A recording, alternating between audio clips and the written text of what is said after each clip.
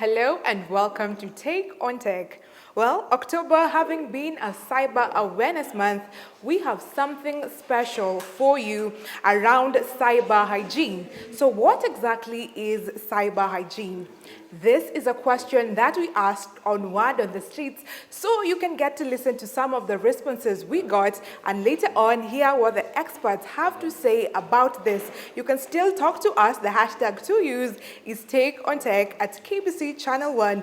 My name is Stephanie, and here's the feature on cyber hygiene. In the world that we live in, we can't avoid using the digital devices. We use them in all sorts of ways. We have our phones, tablets, laptops, and computers. And now we talk about smart devices. And the more and more we use this, we find that we're using smart TVs in our homes, smart appliances. We have electric meters now that are being modernized, and they're right in our houses. We have CCTV in our houses. We have more integration and connection to the internet. This is going to be part of our day-to-day. So we need to know how to, live with this technology and use it securely.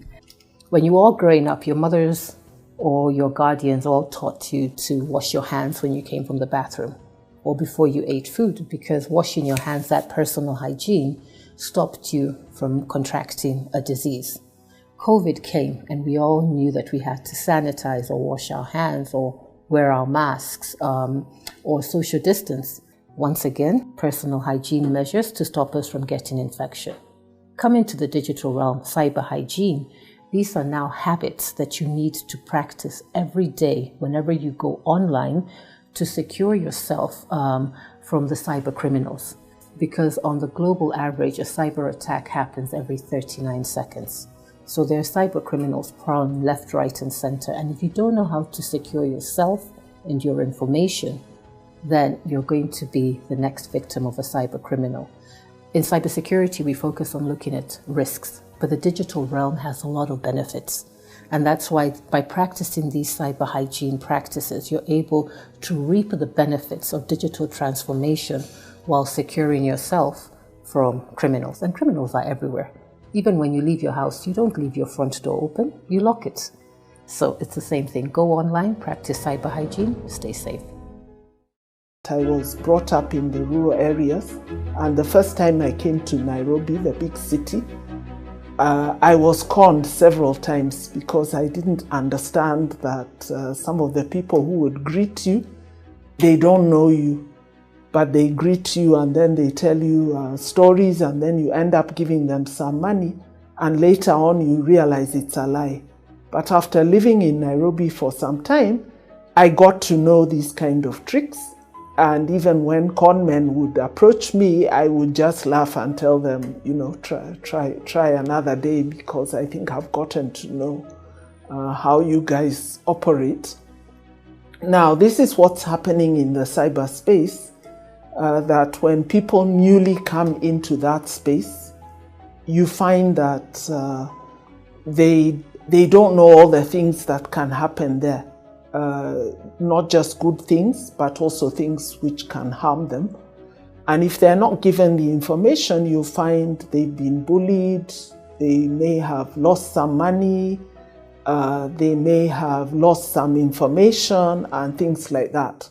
In the recent past, there have been several initiatives such as the FCDO, Kictanet, the government of Kenya, others, have been working hard to include those persons who have in the past been left behind and make sure that they benefit fully from this technology. Now, especially as Kenyans, we all know how we have benefited from information and communication technology. We are using it to entertain ourselves, but more and more, we're also using it to do our work. It's being used for commerce, people to buy and sell. It's being used to transfer money, to save, to take loans, to do so many things. And the vulnerable and disadvantaged persons are people who are a little bit left behind in this change.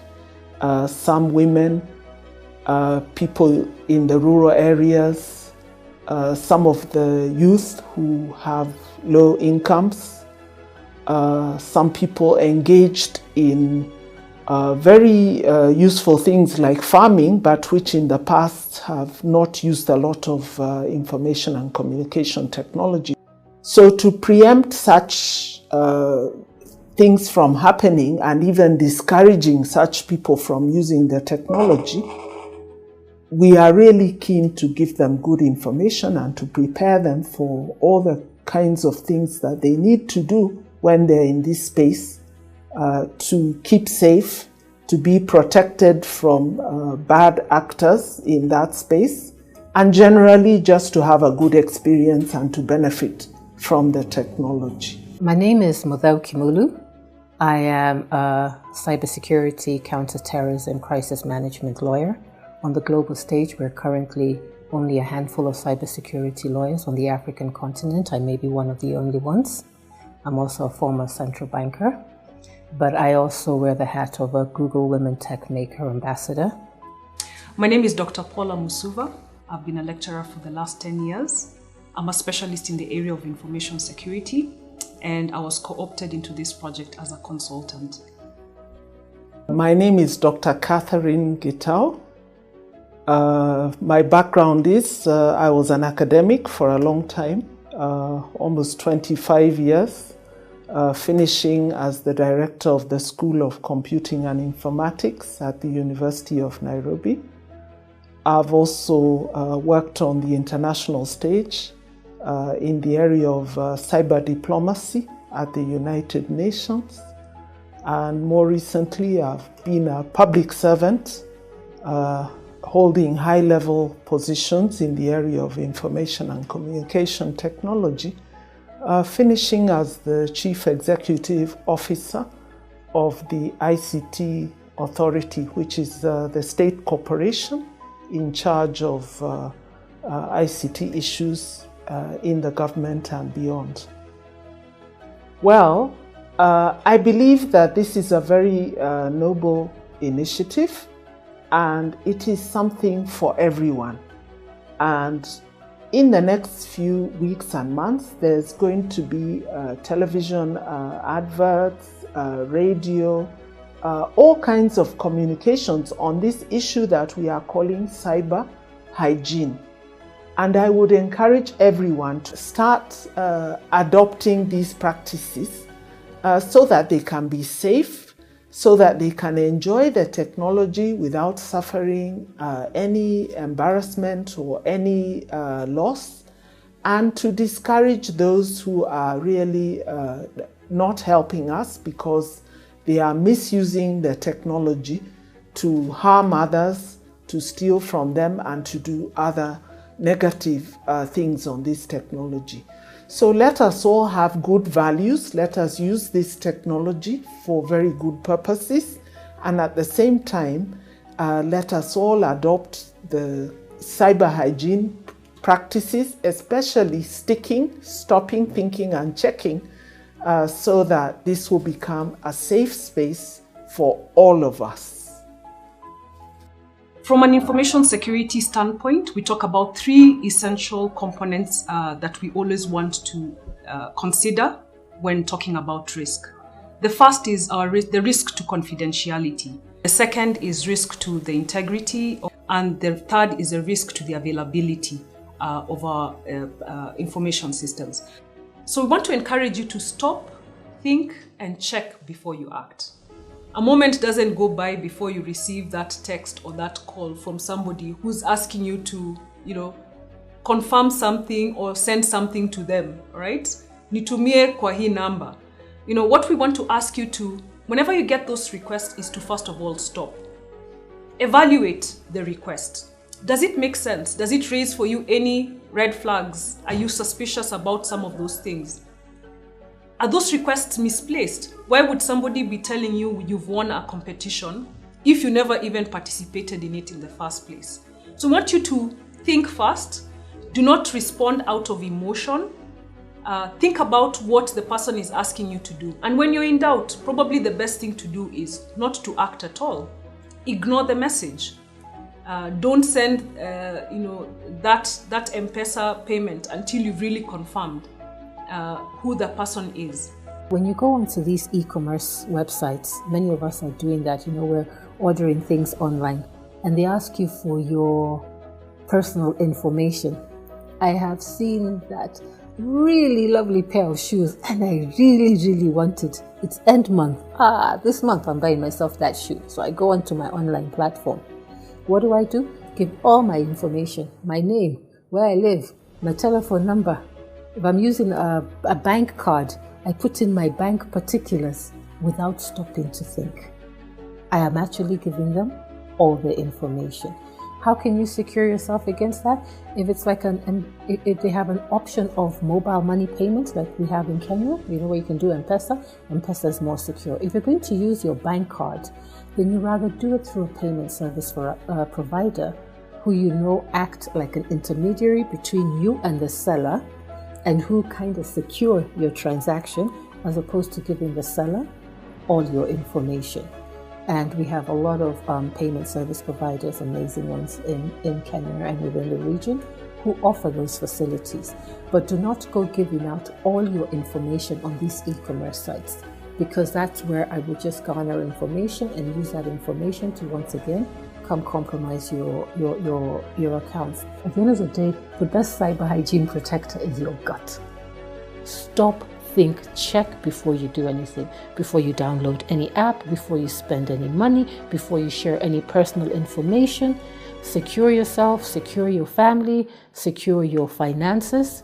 Don't spread hate, don't spread anything. Stop, think, check. It applies in cyberspace, it applies in real life.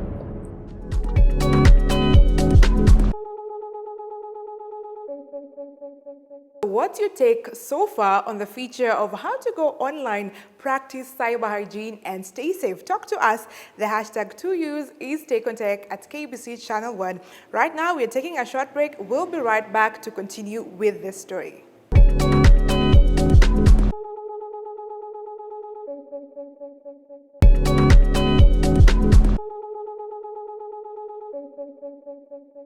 This is Take on Tech.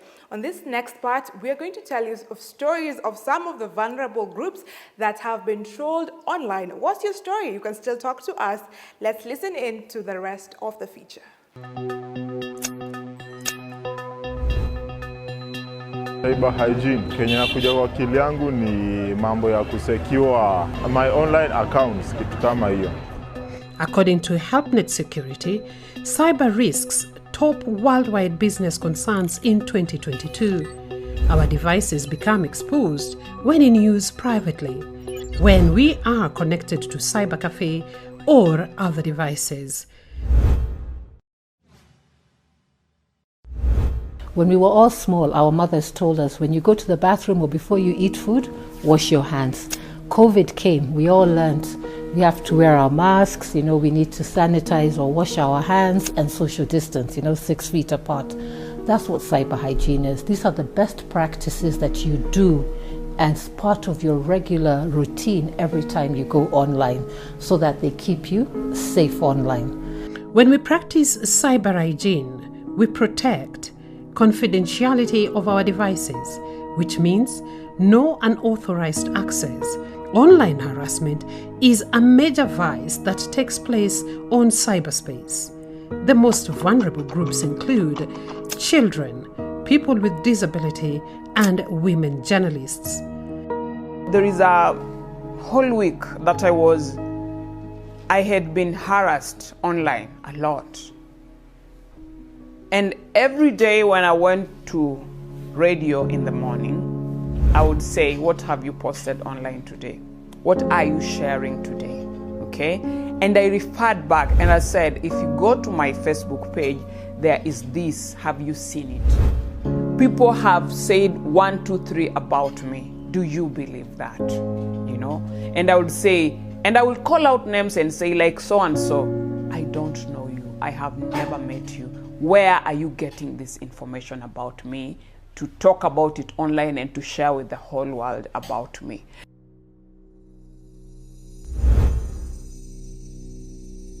I was telling people that I, as a blind person, I stayed in the darkness during COVID for 3 days. And then in the post, as I was reading what was posted in social media sites, because they took the story from one of the local media houses, people were asking, how did this blind person know that he needs power?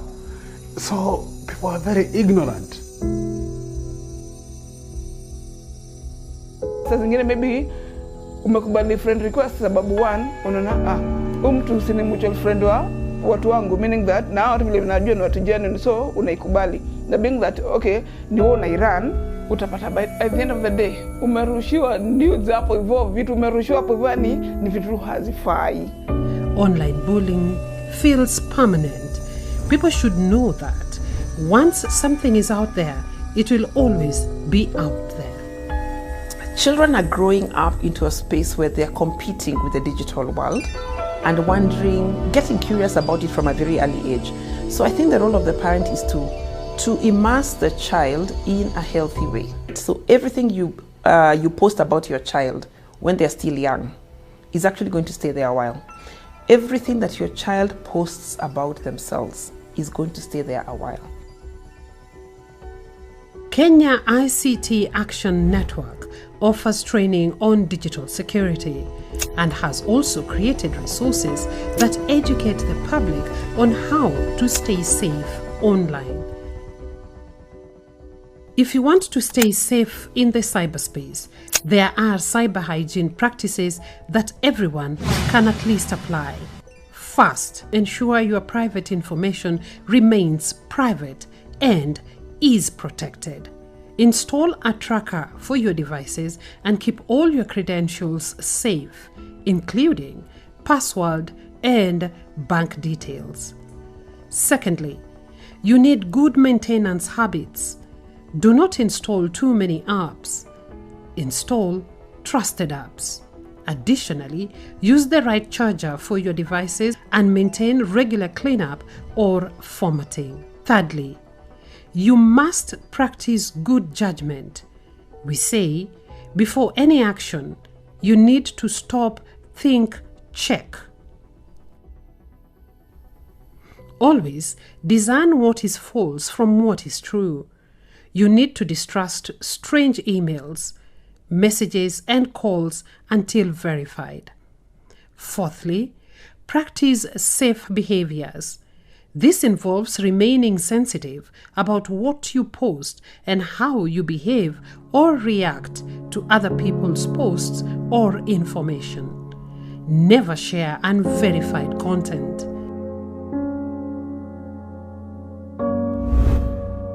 People hurry about sharing breaking news and forget about sharing the correct news. Take some time to verify.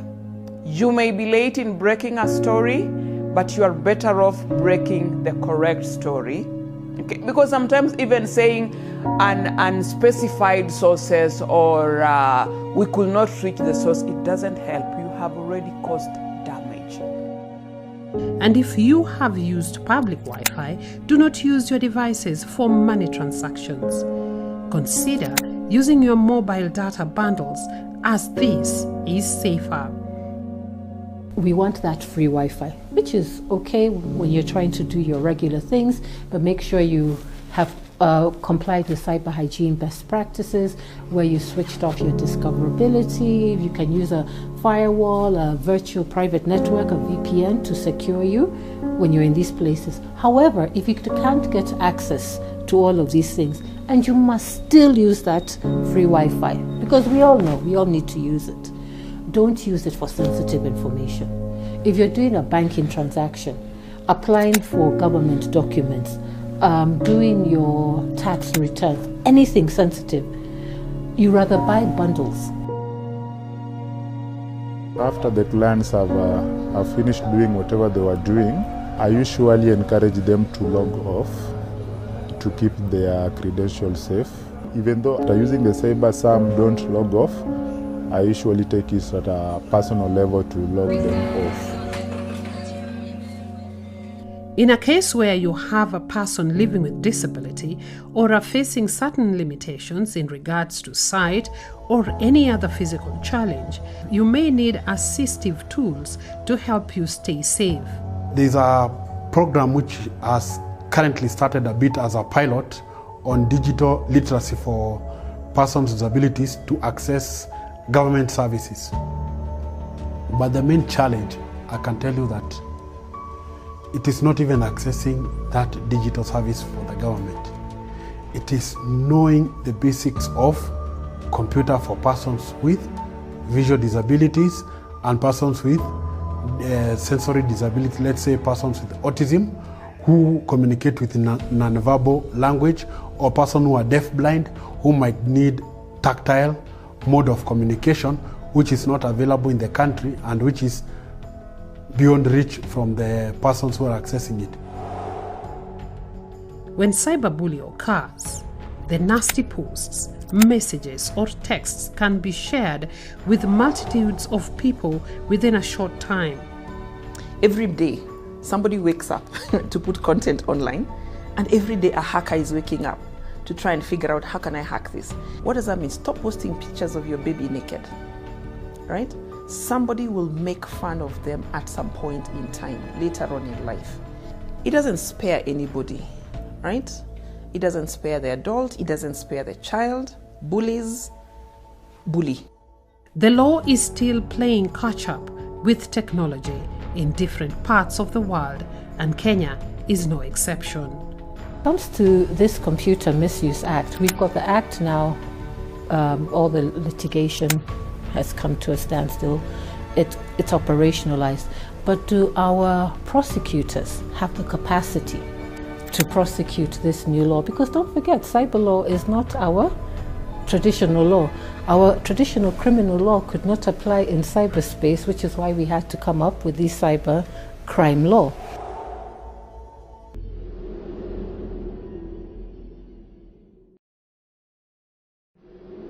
Parents need to pay a lot of attention. The Communications Authority of Kenya has child online safety programs. They have child online safety games called Cyber Soldiers, which children can download to learn child safety awareness.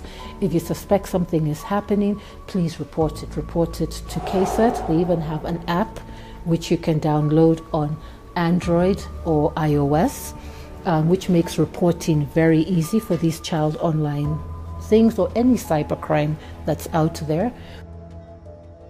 Cyber hygiene is everyone's responsibility, which means that while organizations need to prioritize cyber hygiene, so must individual users.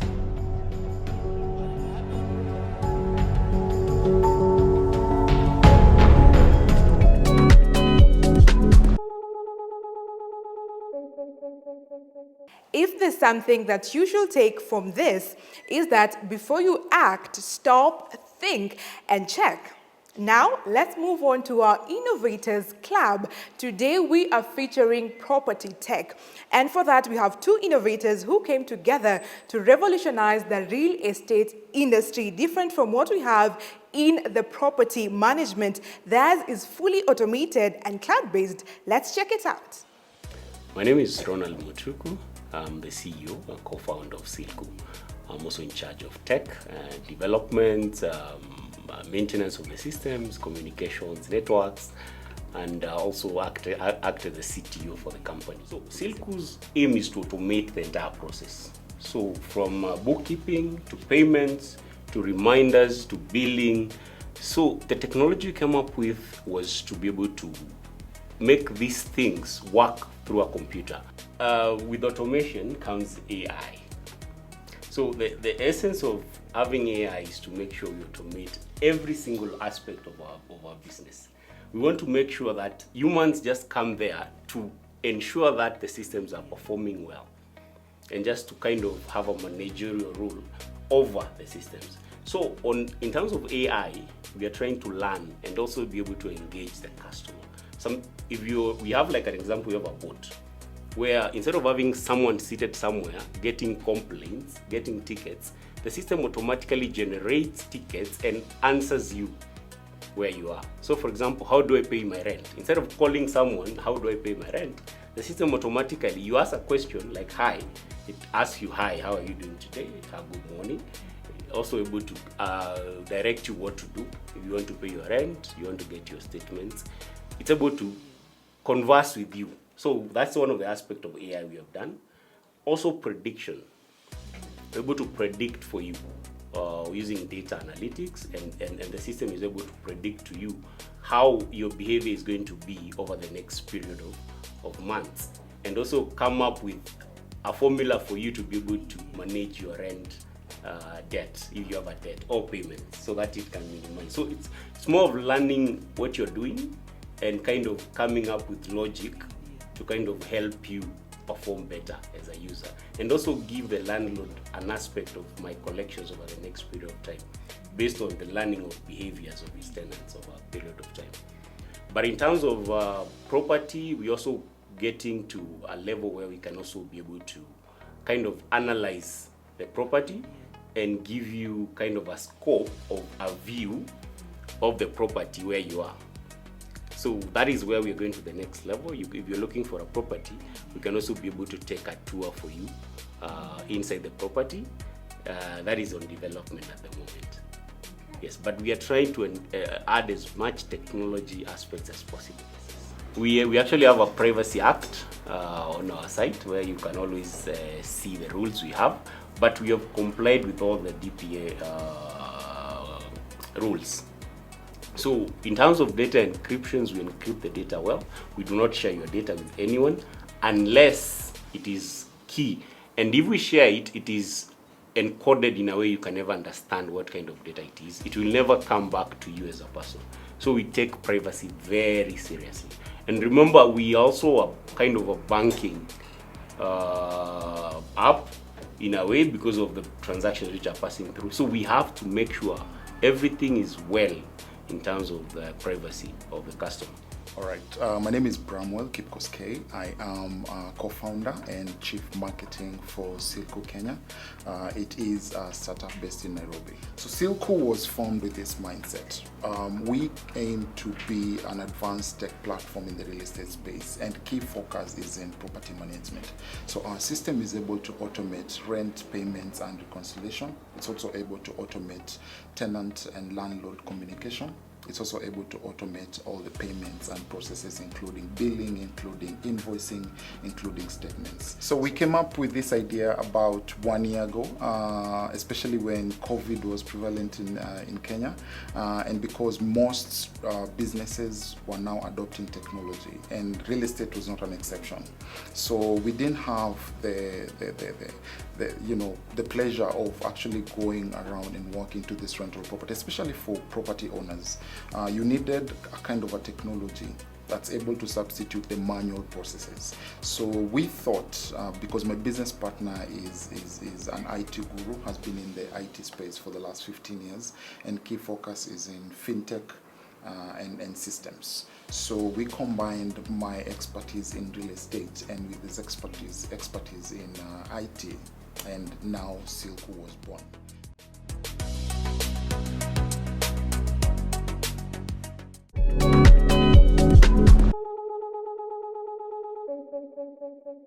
We have finally come to the end of today's program, but we are still continuing with our conversation. The question is, what is your understanding of cyber hygiene? You can talk to us. The hashtag to use is TechOnTech at KBC Channel 1. My personal handle on Instagram is at Stephanie_Ayieta. Let's meet next week, same time, same place. Until then, adios.